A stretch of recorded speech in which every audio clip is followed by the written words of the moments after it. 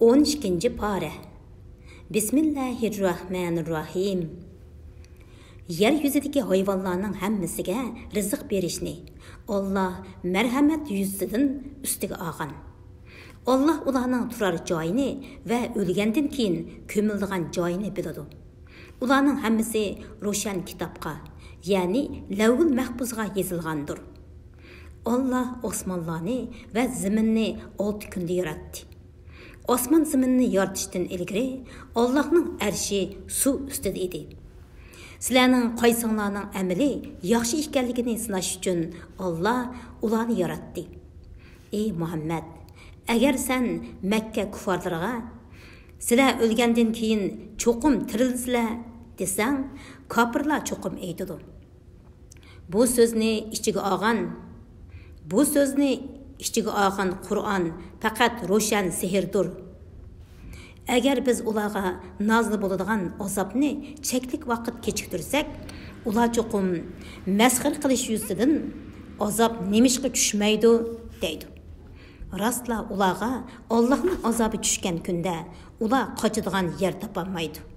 Ular masxir qilgan azob ularni qo'rishib oladi. Agar biz biror insonga rahmatimizni tetitsak, ya'ni ne'matimizni bersak, ondan uningdan tortib olsak, u cho'qim Allohning rahmatidan umidsizlanib ketadi. Kufrani ne'mat qiladi. Agar biz faqirlik, kasallik, qattiqchilik qatorliq balolarga mubtalo qilgandan keyin uningga ne'matimizni tetitsak, u cho'qim mendan balolar ko'tarilib ketdi, endi kelmaydi deb shak shubhasiz xushallanib, mag'rurlanib ketadi. Faqat baloga uchraganda sabr qilgan, ne'matga yo'liqqanda yaxshi ishlarni qilgan kishilar yaxshilardir. Ularning gunohi mag'firat qilinadi. Ular oxiratda cho'ng mukofotga erishadi.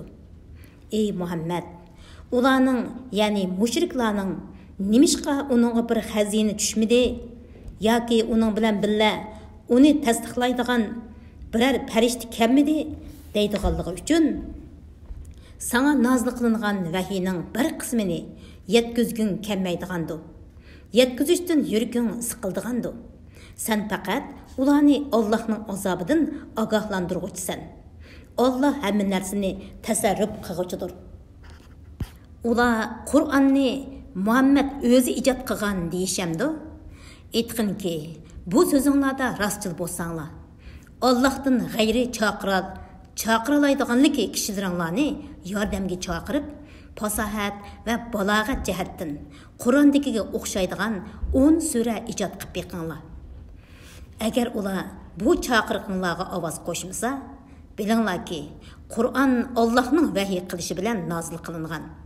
Allohdan boshqa hech iloh yo'qdir. Sizlar Allohga bo'ysunamsizlar? Qilgan yaxshi amallar bilan faqat hayoti dunyoni va uning zibu-zinatini, ya'ni dunyoning ne'matlarini ko'zlaydigan kishilarga ularning amallarining ajrini bu dunyoda to'liq beramiz. Dunyoda ularning ajridan hech narsa kamaytirilmaydi. Bundaq kishilarga oxiratda do'zaxdan boshqa narsa yo'qdir. Ularning qilgan ishlari yo'qqa chiqariladi. Qilgan yaxshi amallari hisobga ilinmaydi.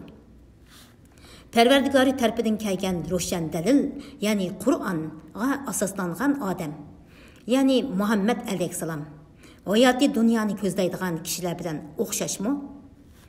Uningga Alloh tarafidan kelgan guvohlik berguchi, ya'ni Jibril alayhisalom Qur'onni tilovat qiladi. Qur'ondan ilgari Musoga nozil qilingan kitob, ya'ni Tavrat, Isroil avlodiga yetakchi va rahmat qilib nozil qilindi. Ani shundaq kishilar Qur'onga haqiqiy ishonadi. Kuffar jamoalaridan kimki Qur'onni inkor qiladigan, uningga va'da qilingan joy do'zaxdir. Qur'onga shak keltirmagin. U haqiqatan Parvardigoring tarafidan nozil qilingan haqiqatdir. Lekin insonlarning to'lisi Qur'onning olamlarning Parvardigori tarafidan nozil qilinganligiga ishonmaydi. Allohning sherigi bor, bolasi bor deb Allahqa yolg'onni choplagan kishidinmi, zolim kishi bormi? Ana shular qiyomat kuni Parvardigorga to'g'rilanadi. Guvohchilar, Bular Parvardigori haqida yolg'on so'zlaganlardir, deydi. Rastla Allohning la'nati zolimlarga bo'ladi. Ya'ni Alloh zolimlarni rahmetidan yiroq qiladi. Ular kishilarni Allohning yo'lidan, ya'ni islom dinidan to'sidi. Allohning yo'lining agri bo'lishini tilaydi. Ular oxiratni inkor qiluvchilardir. Ani shular zaminda Allohning azobidan qochib qutlanmaydi. Ularga Allohdan boshqa ega bo'ladigan yordamchilarmi bo'lmaydi. Ular qatma-qat azobga duchor bo'ladi. Ular haqni anglashga va haqni ko'rishga qodir bo'lolmaydi. Ani shular o'zlariga ziyon sog'uvchilardir. Ularning o'ydirib chiqargan butlari ulardan o'zlarini chetga oldi. Shak yo'qki, ular oxiratda eng ziyon tortquchilardir. Shubhisizki, iymon etganlar va yaxshi amallarni qilganlar Parvardigorning huzurida ojizlik bildirganlar ana shular ahli jannatdir. Ular jannatda mangu qoluvchilardir. Kofirlar va mo'minlardan iborat ikki firqa bor. Bir firqa amaga va g'osga o'xshaydi. Yana bir firqa bo'lsa, ko'z ko'radigan, quloqi anglaydigan odamga o'xshaydi. Ularning ahvoli bir-biriga o'xshamdi. Ibrat olmamsizlar. Shubhisizki, biz Nuhni qavmiga payg'ambar qilib avatdik. Men haqiqatan sizlarga ochiq ogohlantiruvchiman. Bir Allohdan boshqaga ibodat qilmanglar. Sizlarning qattiq kunning azobiga uchrashinglardan qo'rqaman, dedi. Uning qavmining kofir kattalari: "Bizningcha sen faqat bizga o'xshash bir odamsan. Bizningcha oramizdagi past kishilar yengillik bilan sana ergashgan. Bizningcha sizlarning bizdan hech qanday ortiqchiliginglar yo'q. Balki biz sizlarni yolg'onchi deb o'ylaymiz", dedi. Nuh aytdi: "Ey qavmim, aytinglarchi, agar men Parvardigorim tarafidan nozil bo'lgan da'vatimning to'g'riligini isbotlaydigan aniq dalilga asoslansam va uning rahmatiga, ya'ni payg'ambarlikka sazovor bo'lgan bo'lsam, u dalil sizlar uchun maxfiy bo'lsa, sizlar uni yomon ko'rsanglar, uni qabul qilishga sizlarni majburlamdik. Ey qavmim, sizlarga dinni tabliq qilganligim uchun sizlardan mol-pul talab qilmayman. Pul-mol talab qilmayman. Menga ajr berishni faqat Alloh o'z ustiga olgan. Men iymon etgan kishilarni yinimdan qo'g'lab etmayman. Chunki ular shubhisizki Parvardigoriga muloqot bo'ladi. Lekin men sizlarni nodon qavm ko'raman. Ey qavmim, agar men ularni qo'g'lab etsam, Allohning azobidan meni kim qutqiza oladi? O'yinib boqmamsizlar. Men sizlarga menda Allohning xazinalari bor demayman. G'ayibni bilman demayman. Men albatta o'zimni farishta deb aytmayman. Hamda sizlar ko'zga ilmaydigan kishilarni Alloh ularga yaxshilik bermaydi demayman. Alloh ularning dillaridigini obdan biladi. Bo'lmasa men cho'qim zolimlardan bo'lib qolaman." Ular, ya'ni Nuhning qavmi: "Ey Nuh, biz bilan munozirlashding. Nayt ko'p munozirlashding. Agar rost so'zlaguvchilardan bo'lsang, bizni qo'rqitgan azobni tushirib boqqin", dedi. Nuh aytdi: "Uni, ya'ni azobni agar xolisa faqat Allohla tushira oladi. Sizlar hargiz qochib qutlanmaysizlar. Men sizlarga nasihat qilmoqchi bo'lsam, Alloh sizlarni gumroh qilmoqchi bo'lsa, u chaqda mening sizlarga qilgan nasihatimning sizlarga foydasi bo'lmaydi. Alloh sizlarning Parvardigoringlardir. Sizlar Allohning dargohiga qaytsizlar." Yoki ular, ya'ni Qurayshning kofirlari Qur'onni ya'ni Muhammad alayhissalom o'zi ijod qildi deyishamdi. Agar uni men ijod qilgan bo'lsam, o'z gunohimga o'zim mas'ul. Men sizlarning gunohinglardan judaman degan. Nuhqa mundaq vahiy qilindi: "Qavmingdan ilgari sana iymon etganlardan boshqa, ya'ni iymon etquchilar bo'lmaydi. Ularning qilmishlaridan qayg'urmag'in. Bizning ko'z o'ngimizda vahiyimiz bo'yicha kimi yasig'in. O'zlariga zulm qilganlar to'g'risida menga so'z ochmag'in. Ya'ni ularga shafaat qilmag'in. ular cho'qim to'pon balasida g'arq qilinadi. Nuh kimyosidi. Qavmining cho'nglari uning oldidan o'tganda uni masxara qilishdi. Nuh aytdi: "Agar sizlar bugun bizni masxara qilsanglar, kelajakda sizlar g'arq qilinganda, sizlar bizni masxara qilgandek, biz sizlarni cho'qim masxara qilamiz."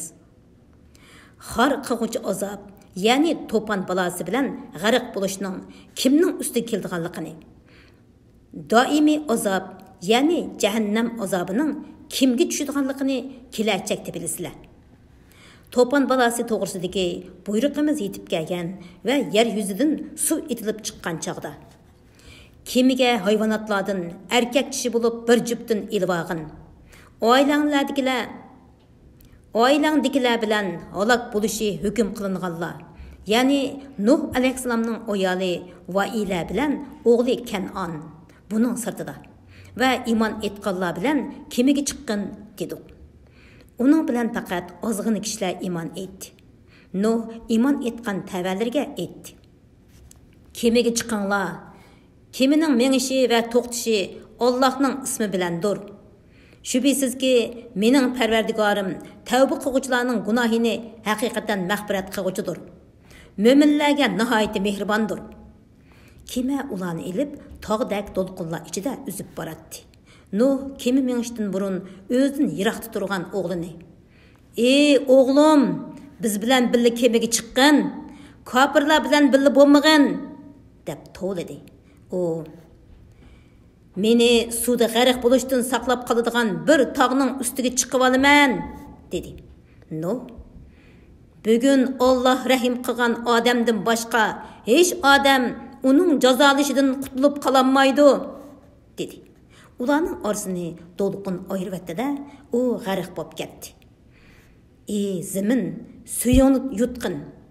Ey zamin, suyingni yutqin. Ey bulut, tarqig'in" deyildi. Suv so'g'ildi. Allohning kofirlarni g'arq qilishdan iborat hukmi ijro qilindi. Kema Judi teg'ining ustida to'xtadi.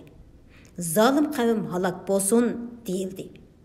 Nuh Parvardigorga duo qilib: "Parvardigorim, o'g'lim mening oilamdagilardan edi. Sen menga ularning nijot tepishini va'da qilgan eding. Sening va'dang albatta haqdir.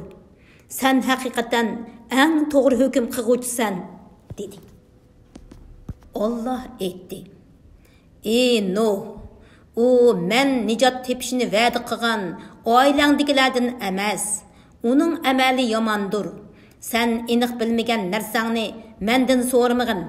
Men sening johillardan bo'lmasligingni nasihat qilaman." Nuh aytdi: "Parvardigorim, men bilmagan narsani so'rashdan sening panohingga sığınaman. Agar menga mag'firat qilmasang va rahim qilmasang, ziyon tortquchilardan bo'laman." Aytildi, ya'ni Alloh aytdi: "Ey Nuh, sana sen bilan kemida birga bo'lganlarning bir qism avlodiga biz tarafdan nozil bo'lgan omonlik va barakatlar bilan kemidan tushgan. Ularning yana bir qism avlodini hayoti dunyodan bahramon qilamiz. Ondan ular bizning qattiq azobimizga duchor bo'ladi." Ey Muhammad, ana shu qissa g'aybga oid xabarlardandir. Sana uni vahiy qildik.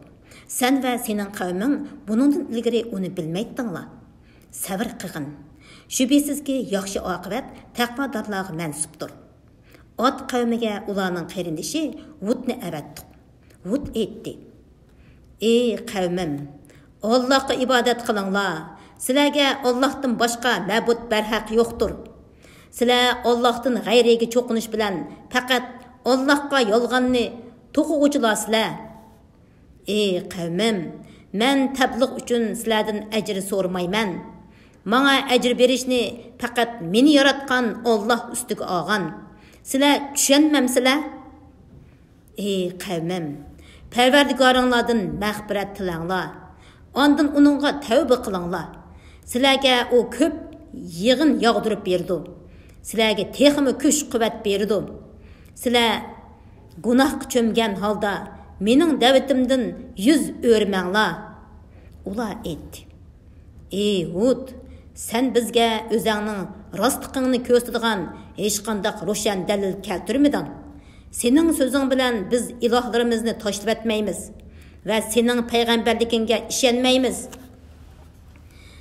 Biz faqat seni ba'zi ilohlarimiz saron qilib qo'yibdi deymiz. Hud aytdi: Men haqiqatan Allohni guvoh qilaman. Sizlarmi guvoh bo'linglarki, men sizlarning Allohni qo'yib sherik keltirgan butlaringlardan oda judaman. Hammanglar menga suiqasd qilinglar. Menga muhlat bermanglar. Şübhəsizki, mening Parvardigorim va sizlarning Parvardigoringlar bo'lgan Allohga men tavakkul qildim.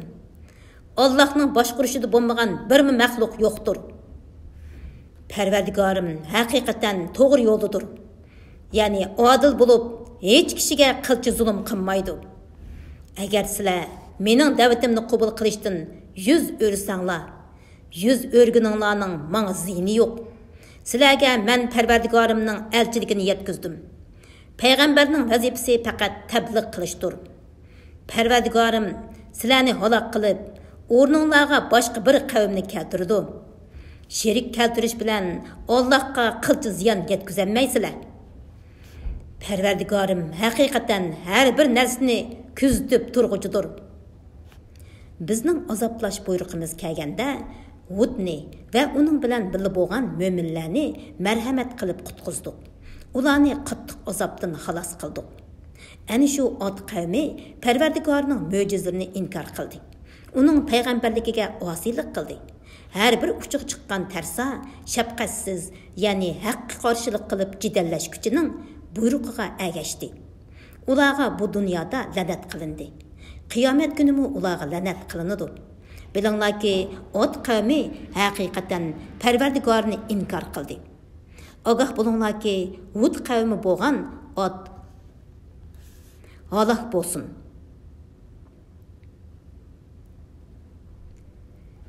Ogoh bo'linglarki, Hud qavmi bo'lgan Ad halok bo'lsin. Samudga ularning qarindishi Solihni payg'ambar qilib avatdi. U aytdi: Ey qavmim, Allohga ibodat qilinglar. Sizlarga Allohdan boshqa hech ma'bud barhaq yo'qdir. U sizlarni zamindan, ya'ni tuproqdan yaratdi. Sizlarni zaminda turg'izdi. Allohdan mag'firat tilanglar. Ondan uningga tavba qilinglar. Parvardigorim haqiqatan yaqindir. Duoni ijobat qilguchidir. Ular: Ey Solih, buningdan burun sen oramizda umid qilingan kishi eding. Ya'ni bu so'zni aytishingdan burun oramizda cho'ng odam bo'lib qilishingni umid qilatdik. Bizni ota-bobolarimiz ibodat qilib kelgan butlarga ibodat qilishdan to'simsan? Shak shubhisizki, haqiqatan biz sen da'vat qilgan ishga zo'r gumondimiz, deyishdi. Solih aytdi: Ey qavmim, aytinglarchu, agar men Parvardigorim tarafidan nozil bo'lgan aniq dalilga asoslansam va uning rahmati, ya'ni payg'ambarlikka sazovar bo'lsam, shundaq turuqliq Allohga qarshilik qilsam, Allohning azobidan meni kim qutqizadi? Meni o'zinglarga agishishga da'vat qilish bilan menga faqat ziyondan boshqani ziyoda qilolmaysizlar. Ey qavmim, bu Alloh bevosita yaratgan kishi to'ga sizlarga mening mo'jizamdir. Uni Allohning ziminiga qo'yutinglar. İxtiyari o'tlisin. Uningga ziyon zahmat yetkazmanglar.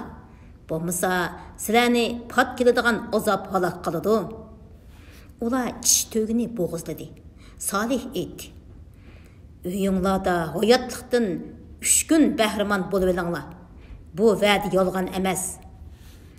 Bizning azob qilish emrimiz kelganda Solihni va uning bilan birga iymon etganlarni rahmatimiz bilan shu kunning sharmandachiligidan qutqizdik. Parvardigoring haqiqatan kuchlidir, g'olibdir. Zolimlarga qattiq ovoz yuzlandida ular uylarida o'tirgan peti qaytib qoldi. Go'yo ular uylarida turmagandek. Ya'ni ularning turgan joylari odamzod tarafidanovat qilinmagandek bo'lib qoldi. Bilinglarki, Samud Parvardigorini inkor qildi. Samud halok bo'lsin. Shubhisizki, bizning elchilarimiz, ya'ni farishtalar Ibrohimga xush xabar olib keldi. Ular sana omonlik tilaymiz dedi. Ibrohim, sizlarga omonlik tilayman dedi. U uzoqqa qolmay bir mo'zayni kavob qilib olib keldi. Ularning, ya'ni farishtalarning uningga qo'l uzatmayotganligini ko'rib, ularni xo'sh ko'midi, ulardan qo'rqinish his qildi.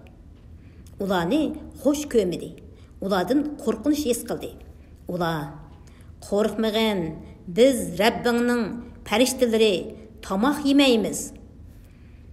Biz haqiqatan Lutning qavmini halok qilish uchun avatildik dedi. Uning ayoli, ya'ni Sora, bir tarafda turib Lut qavmining halok bo'lganligidan xushallanib kuldi. Biz uningga, ya'ni Soraga İshak otliq bolasi bo'lganligi bilan va Ishakdan keyin keladigan Yaqub otliq navrisi bo'lganligi bilan xush xabar berdik. U, ya'ni Sora, "Voy, men bir mo'may tursam, erim bir bovay tursa, tug'amdiman. Bu haqiqatan qiziq ish-ku", dedi. Ular, "Allohning amridan, ya'ni qudratidan ajablanamsan? Allohning rahmati va barakatlari sizlarning oilanglarga, ya'ni Ibrohimning oilasidagilarga nozil bo'lsin. Allah haqiqatan madhiyalashga loyiqdir, ulug'lashga loyiqdir", dedi. İbrahimdan qo'rqinish yo'qolgan hamda xushxabar uningga yetgan chog'da u biz bilan Lutning qavmi to'g'risida munozirlashga kirishdi. İbrahim bo'lsa haqiqatan ko'ngli ko'ksi kang, ko'p chekkuchi, ya'ni dili yumshoq, hamma ishda Allohga murojaat qiluvchi zotdir. Farishtalar aytdi: "Ey Ibrohim, buni, ya'ni Lut qavmi to'g'risida munozirlashishni qo'yg'in. Shubhisizki, Parvardigoringning ularni halok qilish to'g'risidagi amri allaqachon tushdi. Ularga cho'qim munozirlashish va shafaat qilish bilan qaytirug'li bo'lmaydigan azob tushidi. Bizning elchilarimiz, ya'ni farishtalar Lutning yeniga kelgan chog'da Lut o'z qavmining ularga cheqilib qo'yishdan qo'rqib, qiyin ahvolda qoldi. Ular to'g'risida yuragi siqildi va bu bir dishvar kundir, dedi. Lutning qavmi uning qishiga odrab kirishdi. Ular burunla yomon ishlarni qiladi, ya'ni livatat qiladi. Lut aytdi: "Ey qavmim, mening bu qizlarim sizlarga eng pokdir. Allohdan qo'rqinglar. Mehmonlarim ustida meni rasvo qilmanglar. Oranglarda qabih ishdan to'sadigan biror kollisi joyida odam yo'qmi?" Ular Lutga aytdi: "Qizlaringga bizning hojatimiz yo'q ekanligini sen obdan bilasan.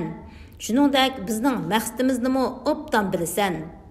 Lut aytdi: "Koshki mening sizlarga qarshi turadigan kuch-quvvatim bo'lsa edi, yoki iltijo qiladigan kuchlik jamoatim bo'lsa edi, cho'qim sizlarga zarba bergan bo'lardim."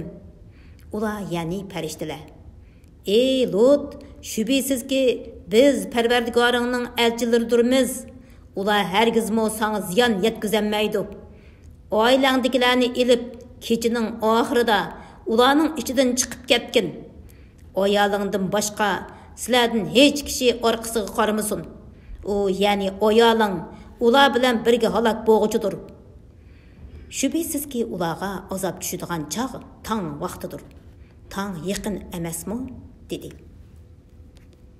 Bizning jazolash amrimiz tushganda ularning yurtlarini ostin-ustin qilib etdik, ya'ni ko'mtirib etdik.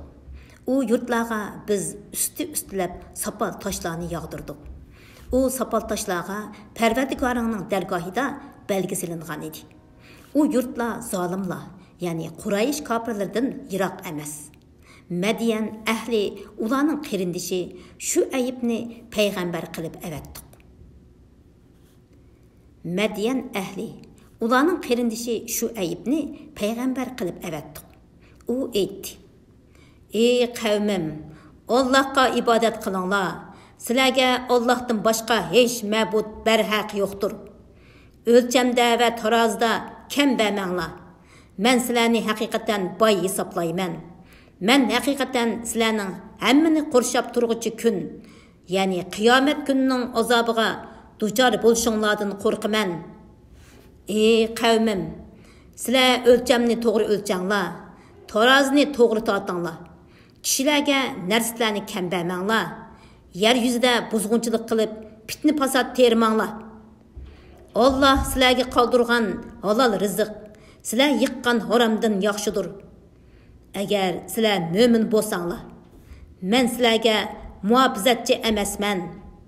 Ular, ey shu ayib, sening namozing, ya'ni dining, seni ota boğlarımız ibadet qilib kelayotgan narsalarni, ya'ni butlarni bizni tashlatqizishga yoki mollarimizni xohlaganimizcha tasarruf qilishimizni tarik etkizishga buyurumdi.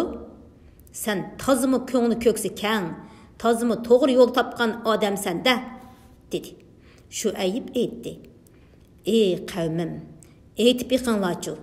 Parvardigorim menga ro'shan pok, ya'ni payg'ambarlik va kang tasha halol rizq ata qilgan tursa, men shundaq ne'matlarni ata qilgan Parvardigorimning amriga xiloflik qilamdim.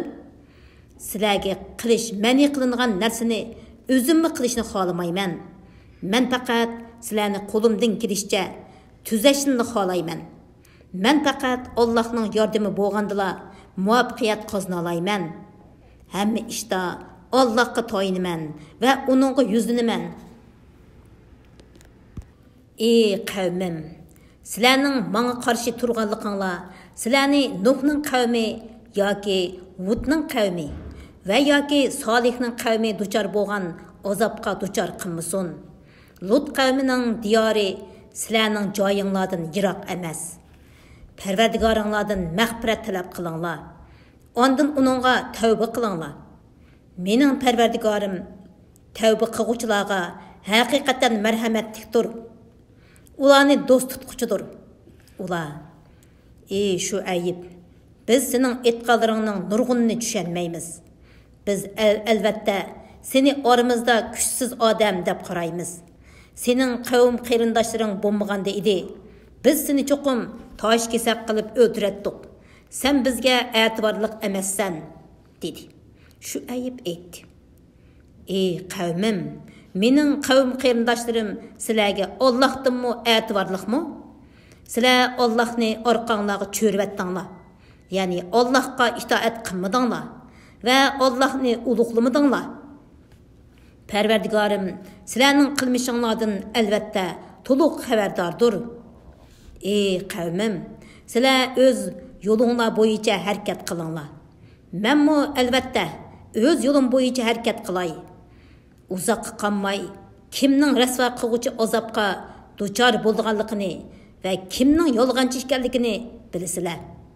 İşinlarning oqibatini kutinglar.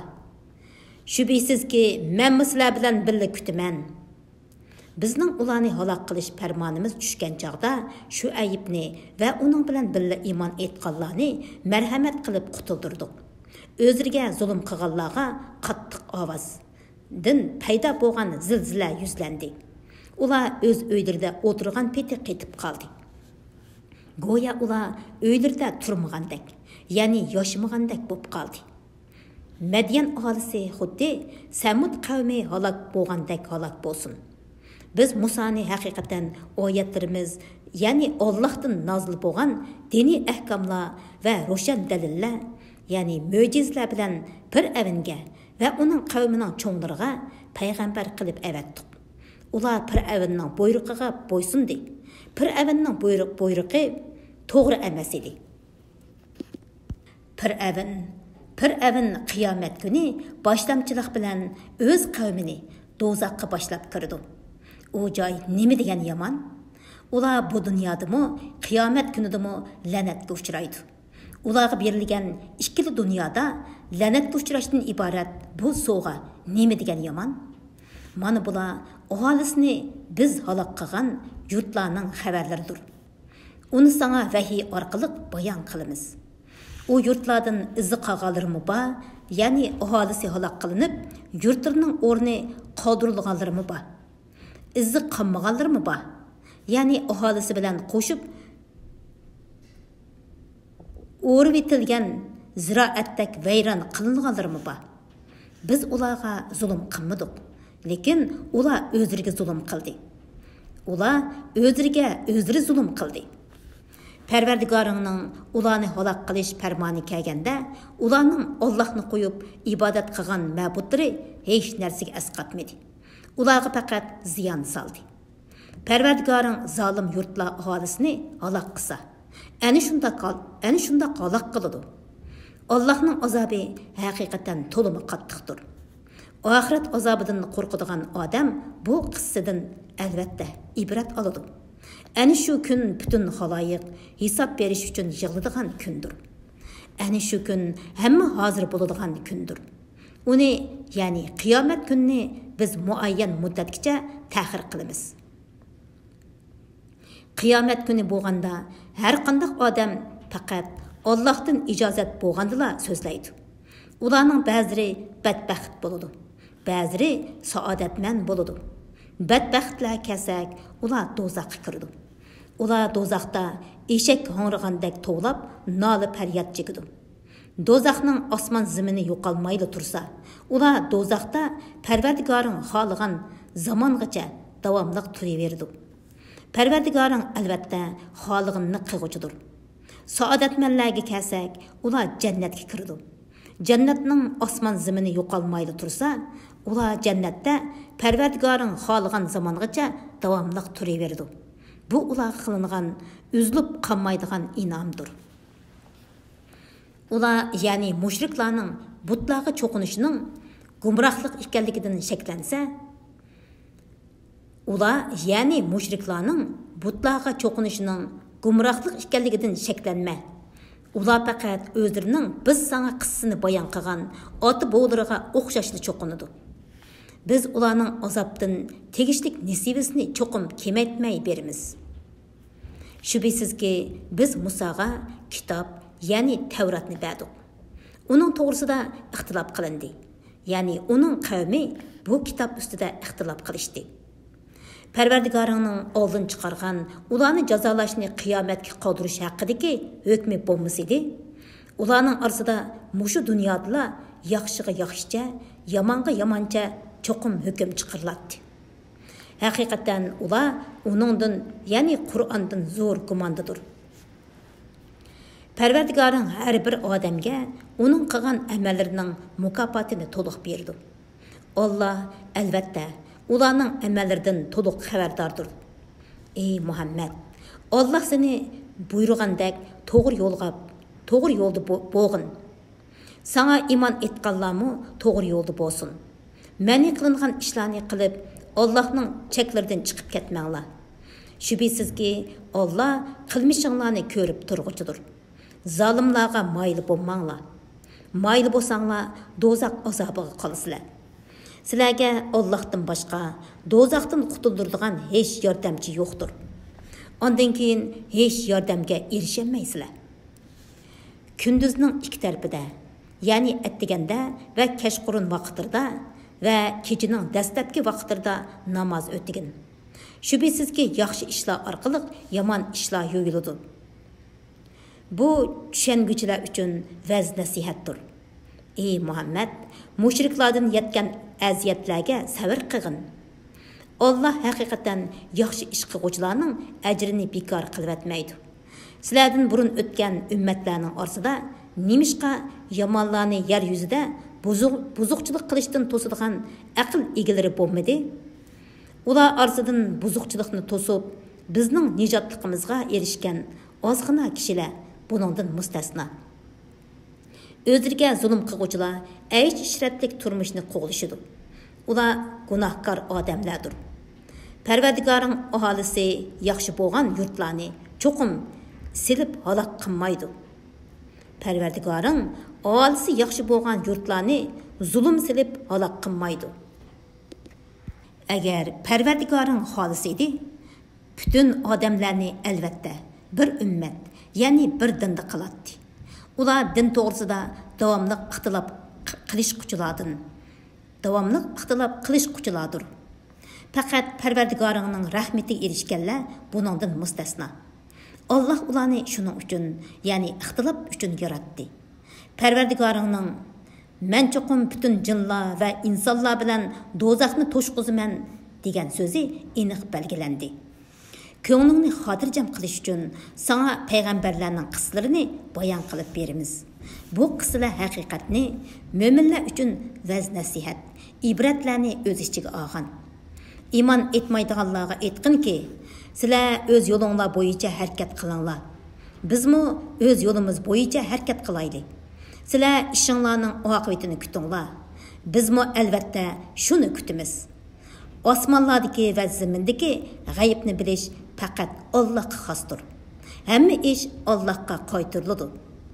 Allohga ibodat qilgin va Allohga tavakkul qilgin. Ya'ni hamma ishingni Allohga topshirgin. Parvardigoring qilayotgan ishlaringdan g'ofil emasdir. Sura Yusuf. Nayiti shafqatlik, mehribon Allohning ismi bilan boshlayman. Alif, lam, ro. Bu ro'shan kitob oyatlaridir. Shubhisizki sizlarni tushunsin deb uni arabcha Qur'on qilib nozil qildik. Bu Qur'onni sana vahiy qilish orqali eng chiroyli qissani sana bayon qilib beramiz. Bundan burun bu qissadan haqiqatan bexabar edim. O'z vaqtida Yusuf o'z otasiga: "Ey ota, men haqiqatan tushimda 11 yulduzning va oy bilan kunning menga sajda qilganligini ko'rdim" dedi. Otasi, ya'ni Yaqub alayhisalom: "Ey o'g'lim, tushingni qarindoshlaringga aytmagin. Sana suiqasd qilsammisin? Shayton insonga haqiqatan oshkor dushmandir" dedi. Shuningga, ya'ni sana ulug' tush ko'rsatganiga o'xshash Parvardigoring seni payg'ambarlikka tanlaydi. Sana tush ta'birini bildirdi. Ajdodlaring Ibrohim, Isoqlarga ilgari Allah o'zining ulug' ne'matini berganidek, sanamo Yaqub avlodiga o'zining ulug' ne'matini berdi. Shubhisizki Parvardigoring o'z marhamatiga kimning loyiq ekanligini obdan bilguchidir. Hikmat bilan ish qilguchidir. Yusufning va qarindoshlarining qissasida so'rg'uchilar uchun Allohning qudratini ko'rsatib beradigan haqiqatan nurg'un alomatlar bor. O'z vaqtida ular Yusuf va uning qarindoshi, ya'ni Bunyamin otamizga bizdanmi so'yimlikdir. Halbuki biz kuchlik jamoadirmiz. Otamizning u ikkisini bizdan ortiq ko'rishi albatta ro'shan xatodir deyishdi. Ular Yusufni o'ldirib etinglar yoki uni yiroq bir chet joyga tashlab etinglar.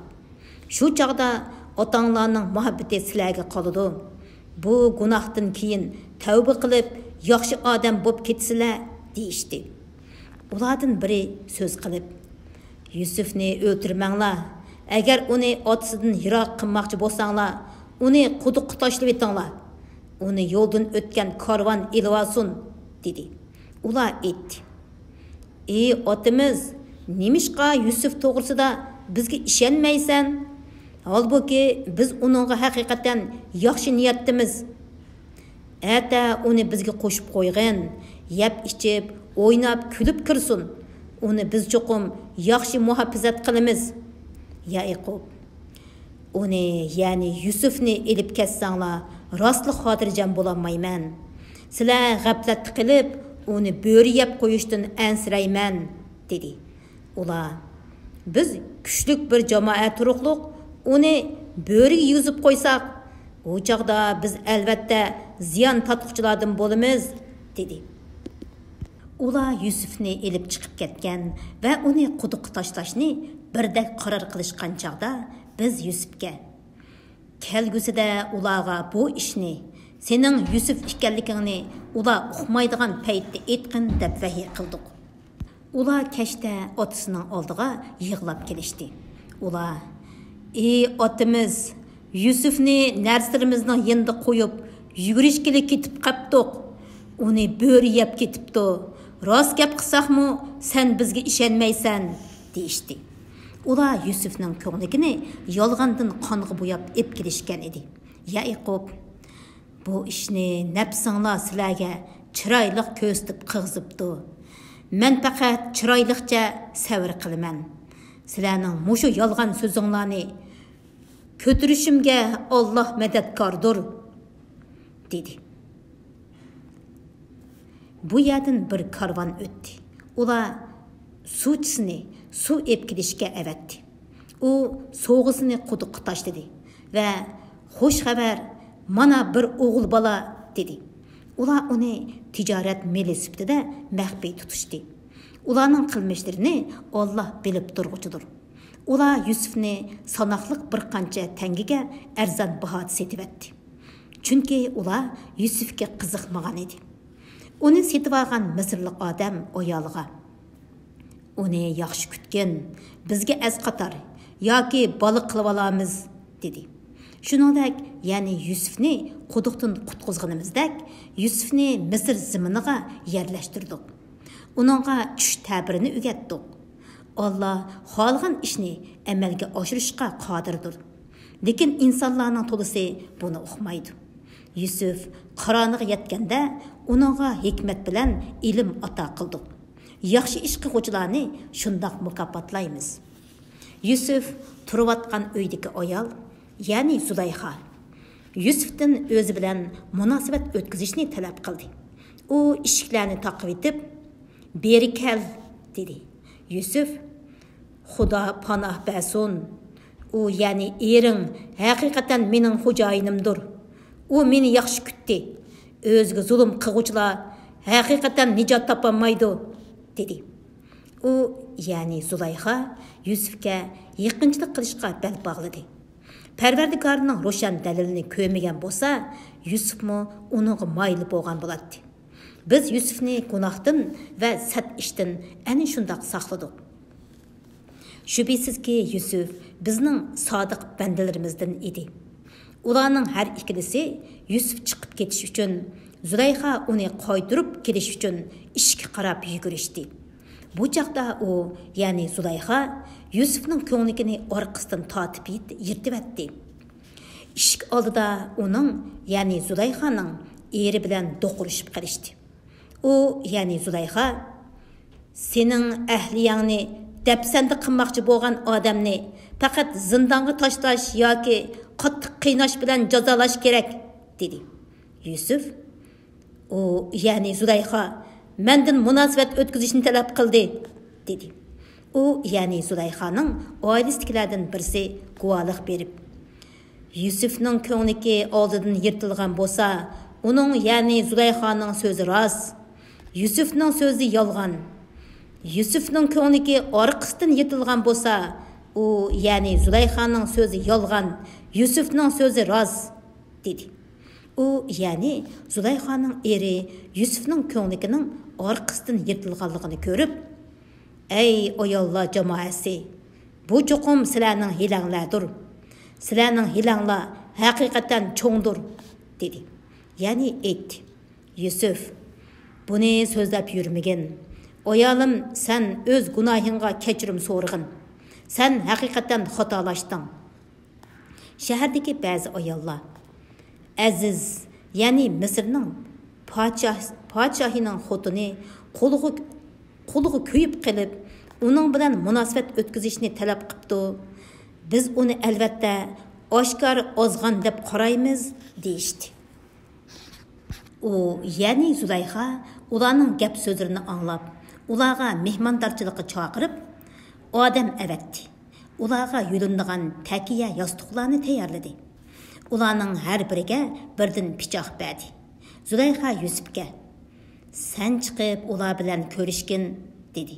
Ular Yusufni ko'rib, hang-tang bo'lib qolishdi va o'zlarining qo'llarini kesib olishdi. Ular, "Bundoq chiroyli insonni yaratgan Alloh pokdir. Bu odamzod emas, faqat bir esil farishtadir", deyishdi.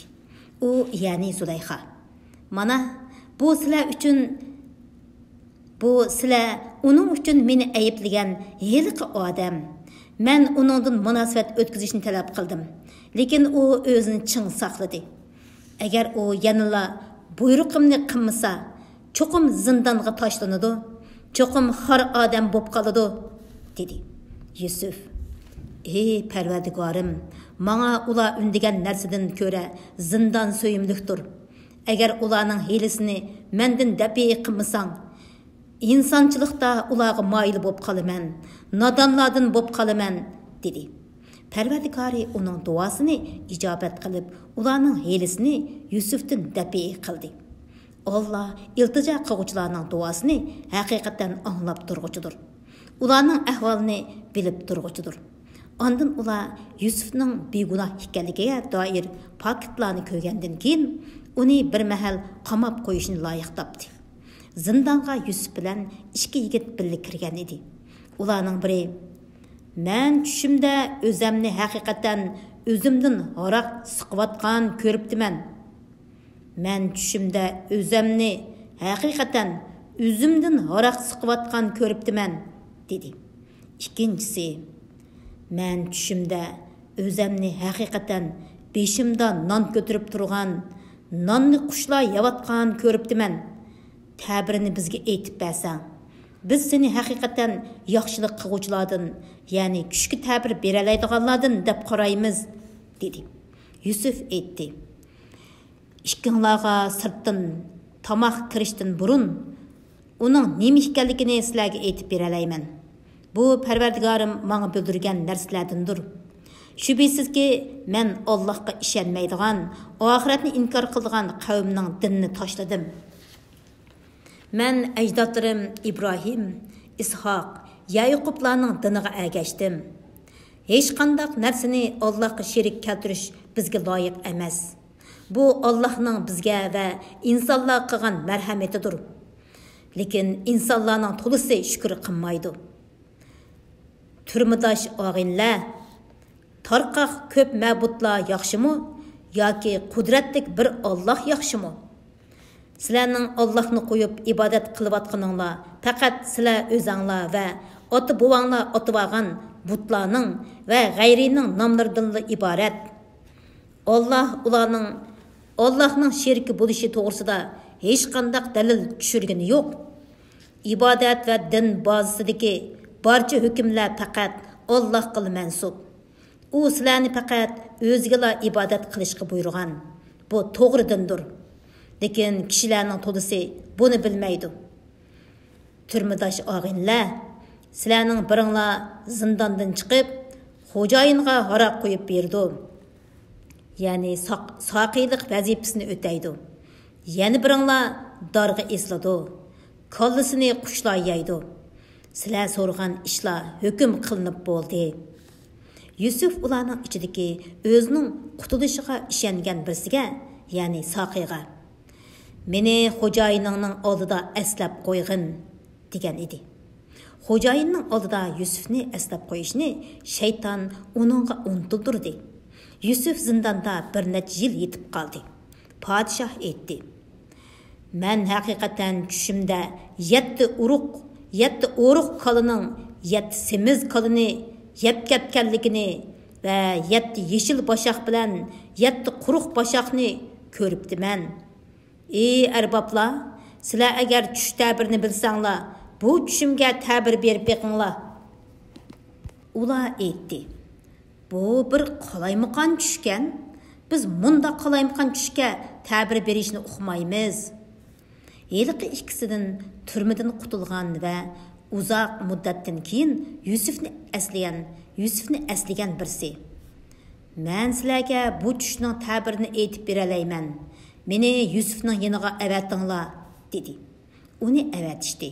U turmaga berib Yusufning yoniga kirdi-da: "Ey rostchil Yusuf, 7 o'ruq qolining 7 semiz qolini yeb ketganligini va 7 yeshil boshaq bilan 7 quruq boshaqni ko'rib tushigan tushning ta'birini bizga aytib bersang, men uni kishilarga, ya'ni podshohga va uning davlat arboblariga xabar qilsam, ular sening fazlingni bilimingni bilsin. Ular sening fazlingni bilimingni bilsin", dedi. Yusuf aytdi: 7 yil üzüldirmey terikçilik qılыңlar. Ağın osunlardan yiyish uchun ozg'inisini xoman tepkendin tashqari qog'inni meti tushib ketmaslik uchun boshqa bilan qo'yinglar. Shuningdan keyin qahatchilik bo'ldigan 7 yil keladi. Bu yillarda ilgari to'plagan oshliqinglardan uruqliq uchun saqlab qo'yilgan ozg'inisdan boshqa hammasini yeb tutisizlar. Shuningdan keyin mo'lchilik yillar keladi. Uningda ho'l yig'in ko'p bo'ladi. Kishilar mevalardan turli ichimliklarni siqib chiqaradi. Saqi podshohga berib, Yusufning uning tushiga bergan ta'birini aytgandan keyin podshoh: "Uni oldimga olib kelinglar", dedi. Podshohning elchisi Yusufning yoniga borganda, Yusuf elchiga: "Xo'jayiningga qaytib berib, uningdan heliqi qo'llarini kesib olgan xotinlarning ishini bilamdi so'rab baqqan. Shubhisizki, mening Parvardigorim ularning hiylisini obdan biladi", dedi. Podshoh heliqi xotinlarni yig'ib va o'zining xotinini chaqirib: "Sizlar Yusufdan munosabat o'tkazishni talab qilganinglarda haqiqiy ahvolinglar qandoq bo'lgan?" dedi. Ular: "Alloh pokdir, Yusufda ozroqmi gunoh bor deb bilmaymiz", dedi. Azizning xotini: "Endi haqiqiy ahvol oydinlashdi. Men uning bilan munosabat o'tkazishni talab qilgan edim. Yusuf haqiqatan rostchillardan edi", dedi.